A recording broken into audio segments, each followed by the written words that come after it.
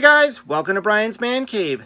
So today is just a response video to a fellow YouTuber, RGT85, who did a video talking about the problem with retro gaming, specifically in 2023, I guess because, it's 2023, but I mean this kind of goes back a few years. This is not like a problem that just started. It's not necessarily what I call a problem. I think it's just the way things go. And so in his video, he obviously talks about some of the things like the costs of retro gaming. If you want the classics, you're going to have to pay for it. That's just the way it is. It's with any hobby out there. And he also talked about the grading system and stuff. And frankly, for me, I don't really collect in that degree. I don't care about the grading of things. I don't want anything in a plastic box. I want something that I can physically hold in my hand and play it if I want to. That's again, a cross problem with a lot of hobbies. People just like to send things off to get graded and put it on their shelf or whatever. They try and increase the value of it. Like I play card games. I play Magic the Gathering, Yu-Gi-Oh! And all that stuff. And I see it happening there as well. People will just get cards graded just so they can boost the price and try and make money. I mean, that's just the way it is. Most of my games, like you'll see back there, they're all loose cartridges. Some of them are in rough shape. I don't care. As long as I can pop it into my Atari and play it, I'm good. But what he was really getting at was more on the gatekeeping side.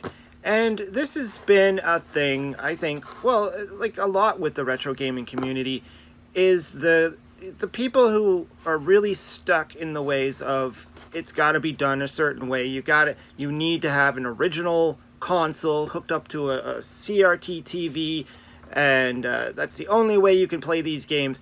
And his specific video was focusing on a comment on Facebook where somebody was proud of that they got their kids playing some retro video games, and they were using a clone console, or not a clone console, but a kind of like an emulation device.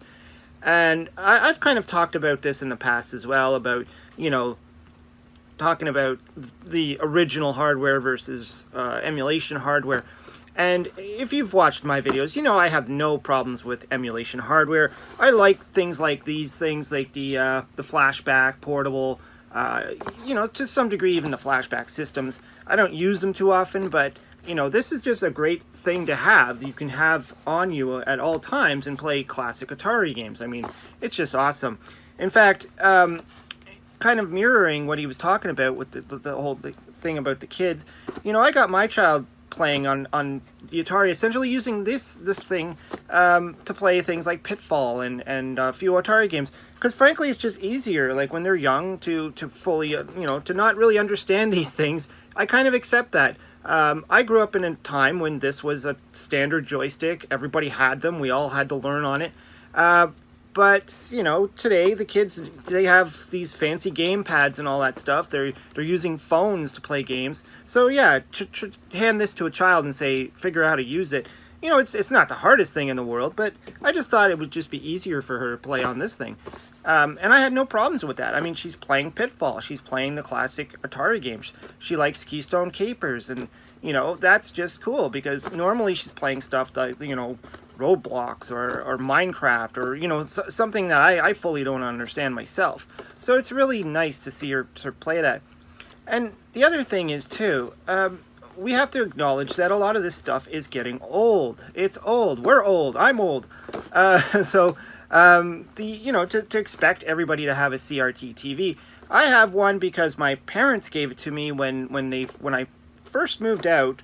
They had this CRT. I have it kind of sitting in the corner there. They had this CRT that they just didn't need it anymore, and I took it. I was like, I'll take it. I'm going to use it for my video game systems, and I told them that. And so I took it and I hooked up my video game systems, and I played on that thing for a while. I mean, it's even come in handy as a backup TV when our big screen high definition TV broke down, which is another thing that just a small gripe. I think we've gone through three I think high definition TVs that just stopped working. Whatever, it was too expensive, stupid expensive to fix, so we just had to buy new TVs.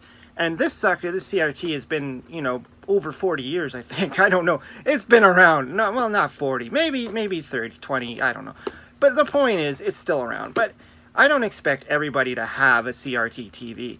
I ended up picking up a second one. Actually, our neighbor put one out on the curb. And that's how much people really care about them now. He put it out on the curb with the remote. And I just saw it there and I ran out and grabbed it. And it was a little bit bigger than the current one I have. And so, yeah, I'm using that one now. The picture quality is not the greatest, but it's still cool to play my old games.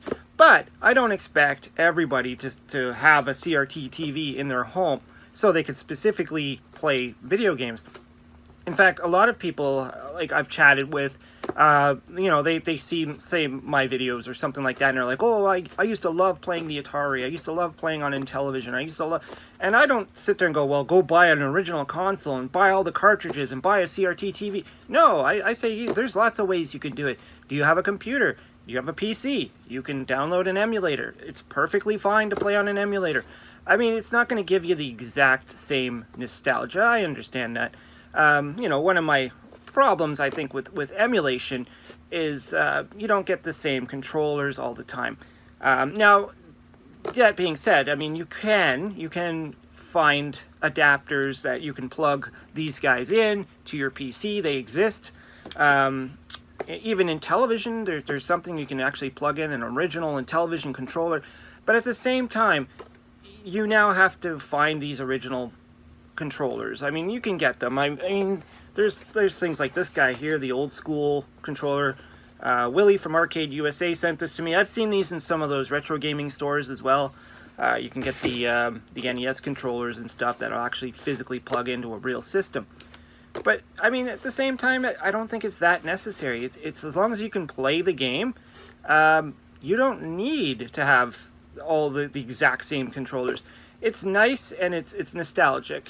I know the Intellivision is a little bit different in ColecoVision because they use the number pad and you know, the disc controller, which is a different feel, and you know, the games were actually designed to be played using those.